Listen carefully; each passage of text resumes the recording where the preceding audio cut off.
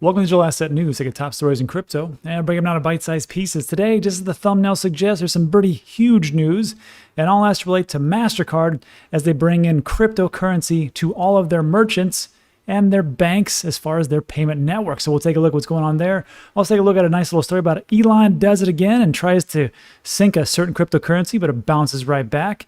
Then we'll talk about Janet Yellen, the head of the CFTC. She talks about unrealized tax gains, which is a catastrophe if this goes through. And then we'll just do a quick update on the 100% free website, danteachescrypto.com. But first, let's take a look at what's going on in the market. Today, it is Monday. We made it through the weekend, and we're here on a Monday. Maybe it might be actually a non-dump day. We'll see, because sometimes it goes into Tuesday. But so far, we're looking pretty good. Market cap's up 2.6, 2.7 trillion, depending on where you look at.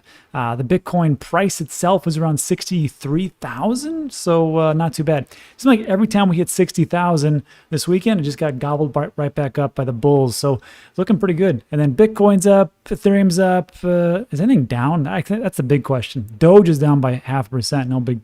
No big thing there. 10% up for Chainlink, as they had a nice little announcement with the Associated Press teaming up with them.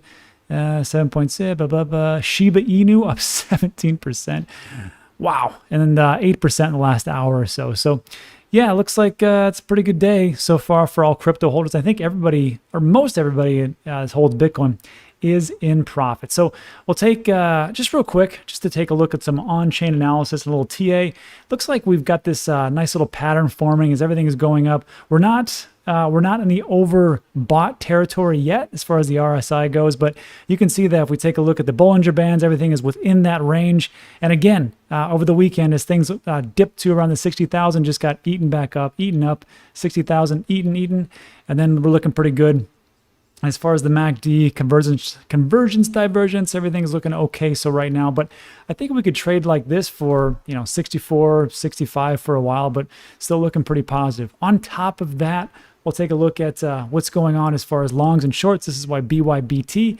And it's amazing to me. I was putting this video together, and it takes me hours to do it. But as I was looking at the 15-minute mark, I saw a bunch of longs come through, like 5 and 15, 30-minute mark. And now, over the last, if we just scale out 12 hours and 4 hours and things like that, it's pretty even. And I think what was going on, well, partially what was going on was that with the the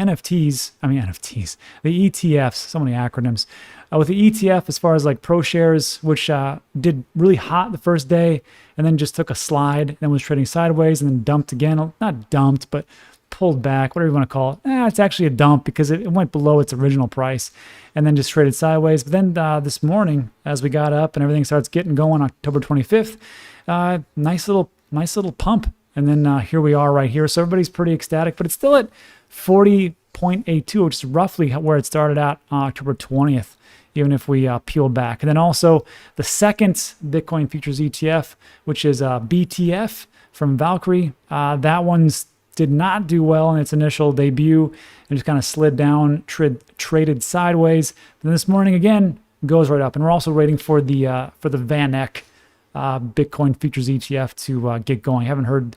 It should happen this week, but I haven't seen what's going on. So if we take a look at the ETFs, I think that could play into part of why people are like, hey, you know what? I feel pretty good about what's going on. Then also, of course, Pi cycle top indicator.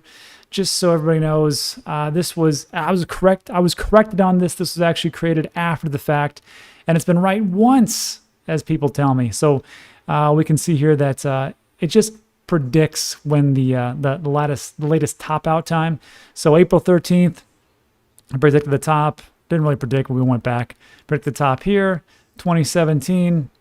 Nailed the top here. And what this is the 111-day moving average crossing over the 350 day moving average times 2. And then the last one that we had, and it predicted it accurately, was April, when we topped out around 63,000 or so. But you see this nice little dip here? That's the 111-day moving average, like a big belly, kind of comes down and then it starts to go up. We've got a long way to run before we start to hit the top, because look where we're at right now. Barely going up. So I see some big things, and I'm hopeful for the future. But again, I've always said it. I've said it before. I'll say it again. September was a bad month. It was. October was the turnaround, and I'm waiting for November, December to just be fireworks. Anyhow, let me know what you think about that in the comments section. Let's get to today's top story. Also, before we do that, you may have noticed that in the top left-hand corner, got a new little piece right here from Unstoppable Domains. Just so you know, if you want to, they are getting going with their .wallet. So you can buy every types of thing that you want to as far as for Unstoppable Domains, for the NFTs, to actually have like your name, or for a website as far as like Web3 goes. So instead of having, this is why I got it. I use Unstoppable Domains for two reasons. First of all, I was around for the .com bubble, and I knew that a lot of people just bought a bunch of .com addresses and just held on to it. So I thought, I'll just buy a bunch of those types of things when Web3 gets around. I use Unstoppable Domains for that. The second reason is because I hate sending people this long hash of my Bitcoin address or my Ethereum address or whatever else. With Unstoppable Domains, you can take that big long address and just turn it down to like, mine is like danteaches.crypto. And they just send pretty much whatever cryptocurrency you want to that address, and it just goes there. Super simple, super easy. Now they've got the .wallet, and you can sign up for that and see if you get like something pretty easy, like I don't know, Peggy.wallet or Joe.wallet or something like that. Anyhow, there's a link in the description. You can check that out. Now let's get on to our first piece, Mastercard. So this is pretty big, and I think it's big because every little bit helps. And I think this is not even a little bit. I think it's a big thing. So what's going on here? Mastercard says that any bank or merchant on its vast network can offer crypto services. And just to break it down to two paragraphs, this is pretty much what it is. Thousands of banks and millions of merchants on its payment network can soon integrate crypto into their products. Let me say it again. Thousands of banks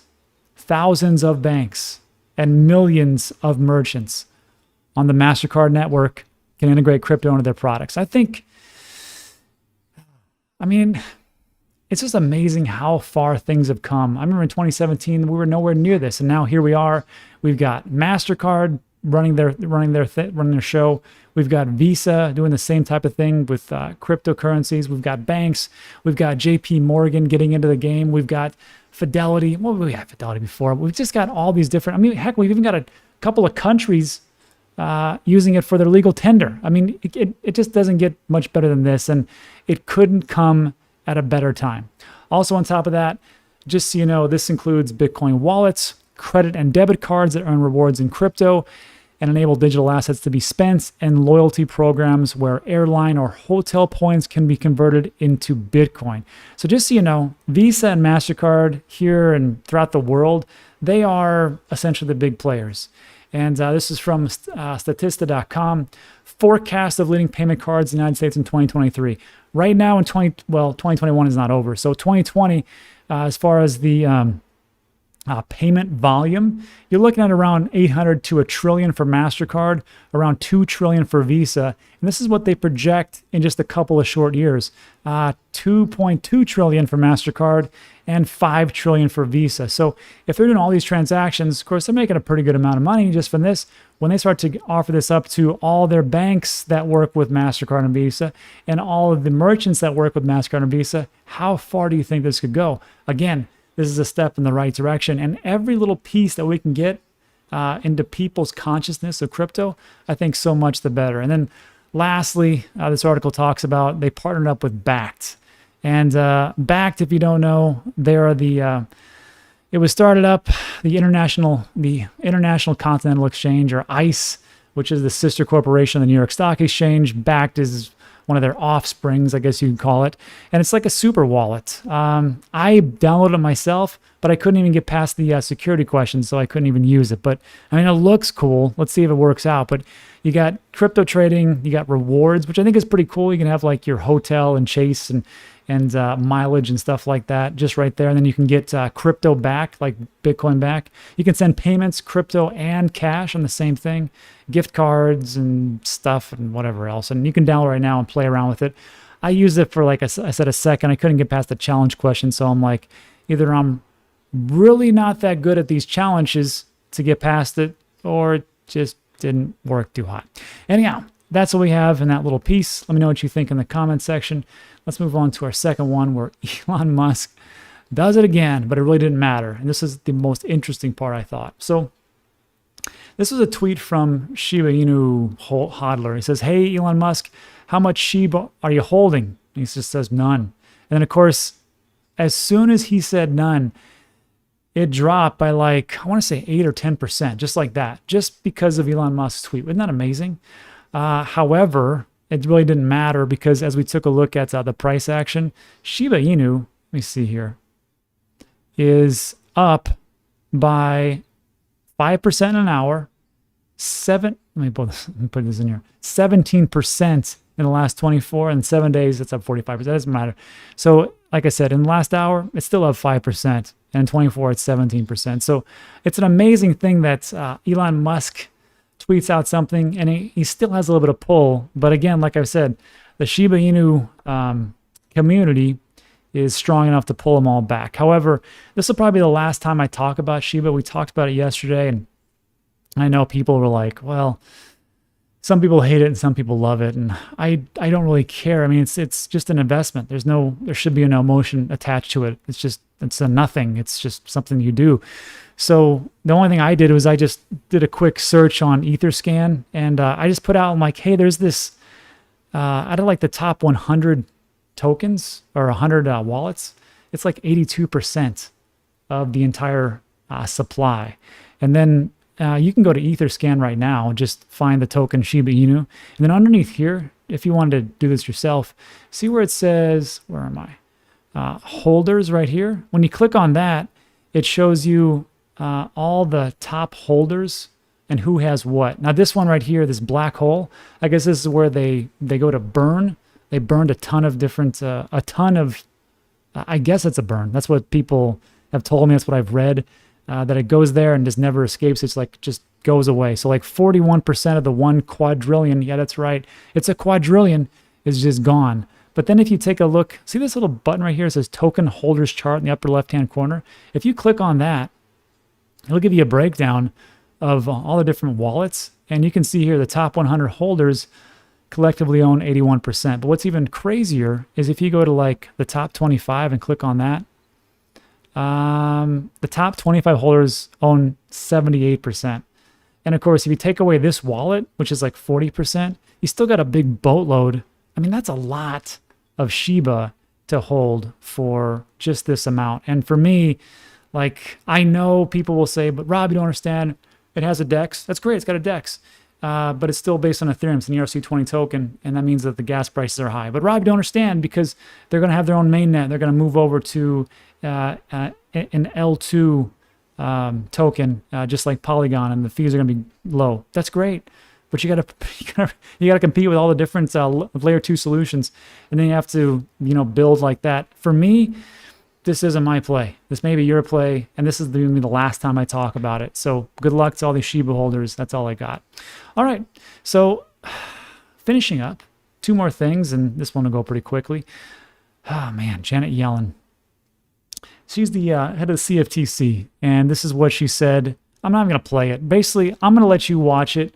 I'm going to link this in there, but all she said is this: we're looking at doing taxes for the unrealized tax gains. What does that mean?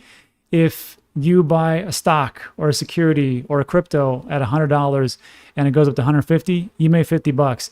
Even if you don't sell it at the end of the year, they say it's an unrealized tax gain, and they will still tax you on it.